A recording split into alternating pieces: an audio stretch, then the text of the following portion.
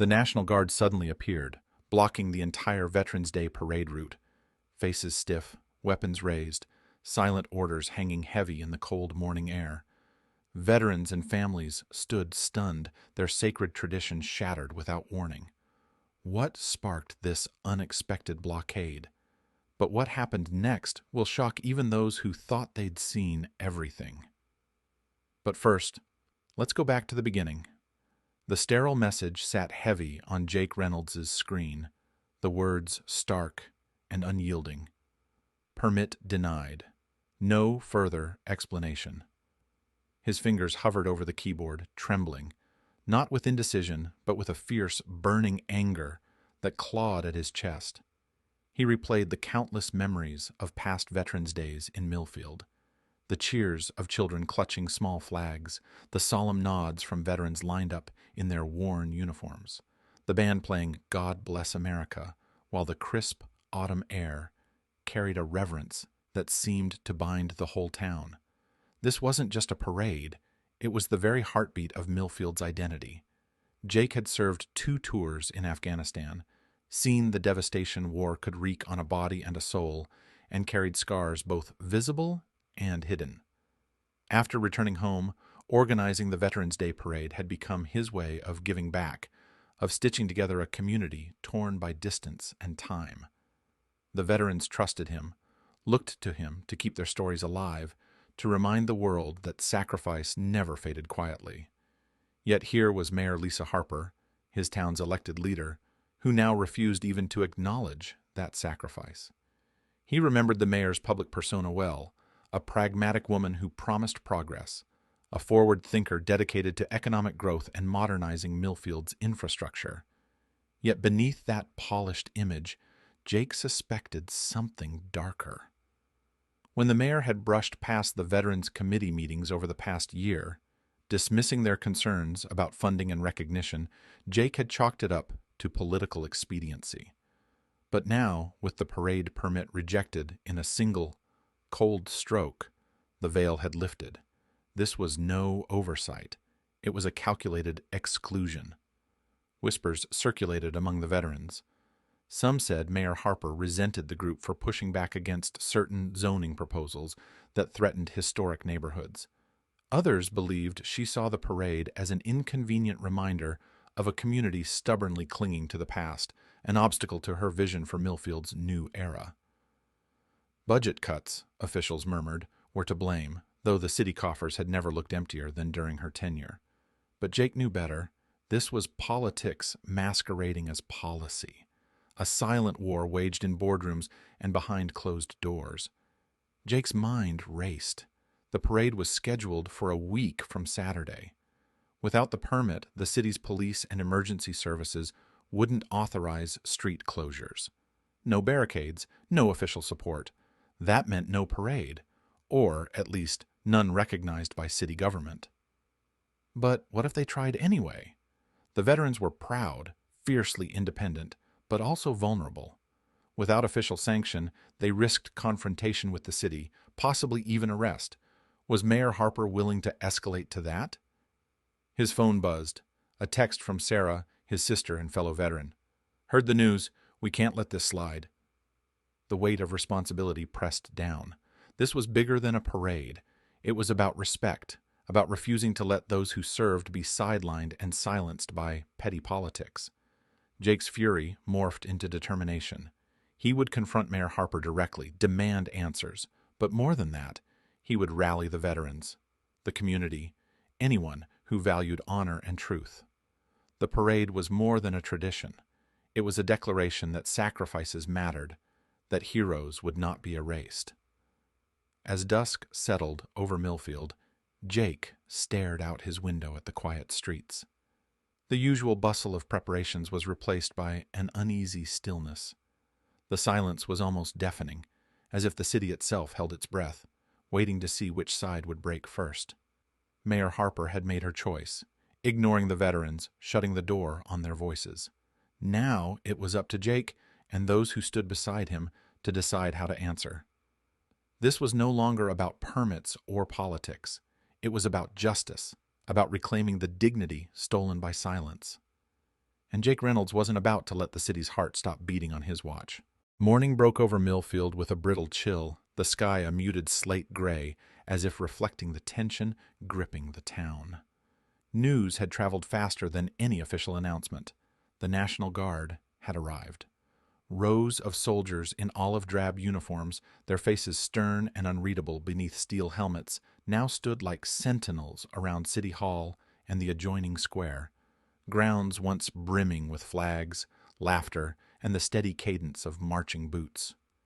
Instead, the area was sealed off, the barriers cold and impenetrable, casting long shadows over a crowd growing restless and fractured. Jake Reynolds felt the weight of that morning settle over him like a physical blow. The veterans, those men and women who had stood shoulder to shoulder on distant battlefields, now found themselves shut out from their own town's solemn tradition, not by enemy fire, but by their own government's heavy hand. The sight of armored vehicles parked outside the municipal building, their engines humming low and threatening, was a stark and painful symbol of exclusion. The parade, which had once been a vibrant tribute, had become a battlefield of silence and suppression. Whispers rippled through the crowd gathering at the fringes of the blockade. Confusion and fear mingled with anger. The National Guard's presence was unprecedented. No one in Millfield's recent memory had witnessed such a display on Veterans Day, a day sacred to honoring service, not provoking confrontation. Rumors swirled faster than facts. Some claimed the mayor had called in the guard, fearing unrest. Others speculated the move was a show of power meant to intimidate the veterans and their supporters into submission. The ambiguity only deepened the community's unease. Jake's jaw clenched as he watched families, children clutching handmade signs, elders with medals pinned to their lapels, pressed against the barricades, their eyes pleading for justice and recognition. For many, the blockade was more than a physical barrier. It was a metaphorical wall erected between those who served and the very society they defended. The sting of rejection was personal and collective, slicing through the heart of a community that prided itself on unity and respect. Yet, beneath the crushing weight of humiliation and disbelief, something resolute began to take shape within Jake and his fellow veterans. Their training had taught them discipline and resilience, but it was their shared history of sacrifice, loss, and loyalty that forged an unbreakable bond. This blockade, this attempt to silence them, would not break their spirit.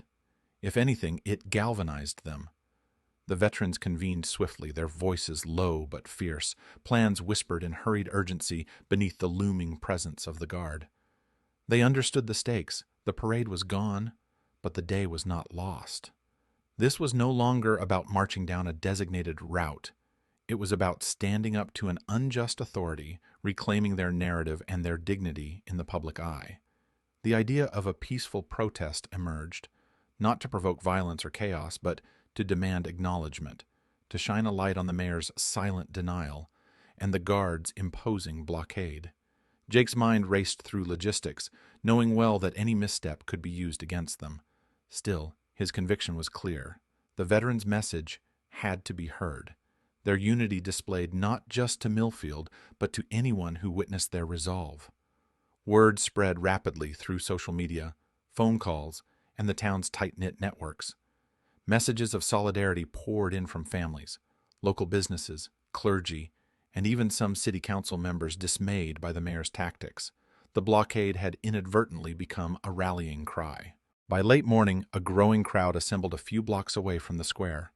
Veterans, their families, friends, and citizens who refused to let the day pass.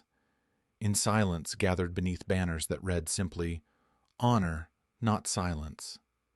The air was thick with emotion, grief for what was lost, anger at the injustice, and a burgeoning hope fueled by community strength.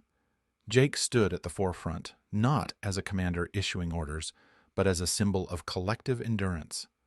The tension was palpable, a fragile balance between protest and peace. The National Guard maintained their stoic vigilance, but the faces behind the helmets showed no visible signs of aggression. Jake recognized that both sides were aware of the stakes. The town's soul hung in the balance. This was a battle fought without weapons, one of dignity, respect, and the right to be seen and heard. Amid the swelling crowd, Jake's gaze swept over the sea of faces, some tear-streaked, others set with quiet determination. He felt a surge of fierce protectiveness. This day was theirs, regardless of barricades and official decrees. They would not be erased. Millfield's veterans, who had faced the harshest crucibles of war, were ready to face this new front together, unyielding and united. The protest swelled steadily as the morning hours slipped into afternoon, transforming from a modest gathering into a sea of resolve. Veterans, their uniforms faded, but their pride undiminished, stood shoulder to shoulder with families clutching weathered photographs and neighbors waving homemade signs, vibrant with messages like, "Honor our heroes and respect over politics." The crowd hummed with a chorus of patriotic songs, voices rising with unwavering determination, filling the air with a solemn yet defiant cadence that seemed to shake the very foundations of Millfield's streets. Cameras and microphones flooded the scene as local and national news crews arrived, drawn by the unusual spectacle of a Veterans Day turned battleground. Reporters moved methodically, capturing the stark contrast between the steadfast crowd and the rigid National Guard barricades, their lenses focusing on faces etched with a mixture of pride, frustration, and quiet fury. The narrative was clear: a community united against exclusion, a people demanding recognition in the face of silence. Social media lit up in real time, tweets, live streams, and posts spreading the story far beyond Millfield's borders, amplifying voices that for too long had been muffled. Pressure mounted relentlessly on Mayor Lisa Harper's office, the calls and messages flooding City Hall a cacophony impossible to ignore. What had been a calculated political maneuver now threatened to unravel into a public relations crisis of monumental scale. The mayor's refusal to permit the parade was no longer seen as a mere administrative decision. It was perceived as a profound insult, a betrayal of the very veterans who embodied the town's values. Polls leaked showing plummeting approval ratings, and civic leaders who once hesitated now publicly voiced their support for the veterans, shifting the political landscape beneath Harper's feet. Then, unexpectedly, the balance shifted with the arrival of Major Tom Willis, the National Guard's commanding officer in Millfield and, notably, a veteran himself. His presence was commanding yet composed, his gaze sweeping the crowd with a familiarity born from shared sacrifice. The air thickened as he approached the microphone set up near the barricades, his voice carrying the weight of authority and empathy in equal measure. "Today," Major Willis began, his tone deliberate and steady, "I stand not as an officer enforcing orders, but as a fellow veteran who understands the significance of this day. We cannot, in good conscience, stand between you and your rightful tribute." The words sent a ripple of stunned silence, followed by an eruption of cheers and applause. Willis declared that the Guard would no longer block the veterans' peaceful assembly, effectively defying the mayor's directive in a move that underscored the deep fractures within Millfield's leadership. The mayor's hand was forced.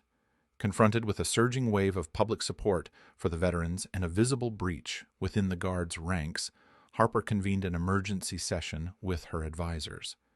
The deliberations were terse, the political calculus grim. Ultimately, Harper reluctantly agreed to permit a smaller, impromptu ceremony to be held in Liberty Park, a modest but symbolically resonant space adjacent to the town center. Though diminished from the grand parade originally envisioned, the ceremony would at least allow the community's voices to be heard and their sacrifices acknowledged. As afternoon waned into evening, the crowd migrated peacefully to Liberty Park, a grassy knoll bathed in the soft glow of the setting sun. Flags fluttered gently in the breeze, mingling with the murmurs of a gathered crowd whose faces reflected a complex tapestry of emotions: relief, pride, sorrow, and an unyielding hope. Jake Reynolds stood before them, his uniform neatly pressed, medals gleaming faintly in the fading light. His voice, when he spoke, was steady but imbued with raw emotion. "We came here today not just to march, but to stand firm against injustice, Jake said, his eyes scanning the crowd, meeting gazes that mirrored his own determination. This day belongs to every veteran who ever sacrificed, every family who ever waited, and every community that believes in honoring those who serve. We faced silence and exclusion, but we answered with unity and courage. Millfield, today we reclaim our honor, not just for ourselves, but for all who will come after us. His words hung in the air, resonating deeply as the crowd listened in solemn reverence. The injustice they endured became a crucible, forging an unbreakable bond among the veterans and their supporters, transforming grief and anger into a collective triumph. The protest had not only forced the mayor's hand, but ignited a renewed commitment within Millfield's heart, a promise that politics would no longer overshadow the profound respect owed to those who served. As the gathering slowly dispersed beneath a sky darkening to twilight, Jake felt the weight of the day lift just a little. Against the odds, they had turned exclusion into empowerment, silence into a powerful voice that echoed far beyond Liberty Park. Millfield's veterans had stood tall, undaunted, undefeated, and united.